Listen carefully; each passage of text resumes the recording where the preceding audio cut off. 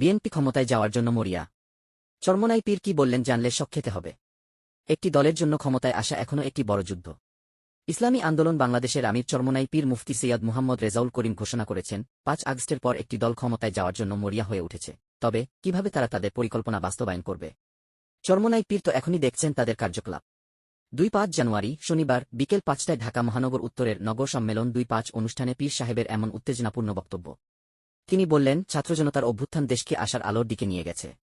ইসলামের নীতি ও আদর্শ আমাদের পথ প্রদর্শক। চরমোনাই পীর বলেন, যাদের কথা ও কাজে মিল রয়েছে তাদেরই ক্ষমতায় পাঠাতে হবে। তিনি আরও বলেন, রাজনীতির আসল লক্ষ্য হল দেশ, জাতি ও মানুষের কল্যাণ। কি তবে স্বাধীনতার পরবর্তী সরকারগুলোর যা কিছু করা হয়েছে তা কেবল জনগণের আশা হতাশ করেছে। তাদের আর নতুন করে দেখার কিছু নেই। বিশেষ অতিথি প্রিন্সিপাল সৈয়দ মোসাদ্দেক বিল্লাহ আলমাদানি বলেন, হাসিনা সরকারের শাসনে দেশ ধ্বংস হয়ে গেছে। দুর্নীতির কারণে বাংলাদেশ ৫ বার চ্যাম্পিয়ন হয়েছে। তার কথা যে দেশের ভবিষ্যতের জন্য বিপদ সংকেত, তা সবার কাছে পরিষ্কার হয়ে গেছে।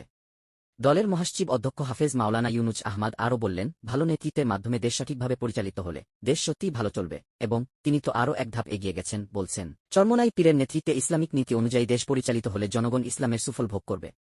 এদিকে যুগ্ম মহাসচিব মাওলানা গাজী আতাউর রহমান এক নতুন বিপ্লবের ডাক দিয়েছেন। তিনি বলেছেন, একটি জাতীয় সরকার গঠন করার জন্য সমমনা ইসলামী দলগুলোর ঐক্যবদ্ধ প্ল্যাটফর্ম তৈরি করতে হবে, ফ্যাসিবাদ ঠেকাতে হবে, সন্ত্রাস ও দুর্নীতি বন্ধ করতে হবে এবং জনগণের কল্যাণ নিশ্চিত করতে হবে। বৈষম্যবিরোধী ছাত্র আন্দোলনের অন্যতম সমন্বয়ক আব্দুল হান্নান মাসুদ জানিয়ে দিয়েছেন, দেশ ও জাতিকে বিভক্তির রাজনীতি আর ফিরে আসতে দেওয়া হবে না। এর সঙ্গে তিনি সতর্ক করে দিয়েছেন, যারা আওয়ামী লীগকে পুনর্বাসন করতে চাচ্ছে তাদেরও রাজনীতি থেকে বের করে দেওয়া হবে। সভাপতির বক্তব্যে প্রিন্সিপাল হাফেজ মাওলানা শেখ ফজলে বারী মাসুদ চরমোনাই পীরের নেতৃত্বে হাত পাকা প্রতীককে জয়ী করার পক্ষে সওয়াল করেছেন। জাতীয় সংসদ নির্বাচনে চরমোনাই পীরের নেতৃত্বে বাংলাদেশকে কল্যাণ রাষ্ট্র প্রতিষ্ঠা করা হবে। এটা কি আসলেই হতে যাচ্ছে, নাকি দেশে আরেক বিপ্লবের মঞ্চ তৈরি হচ্ছে?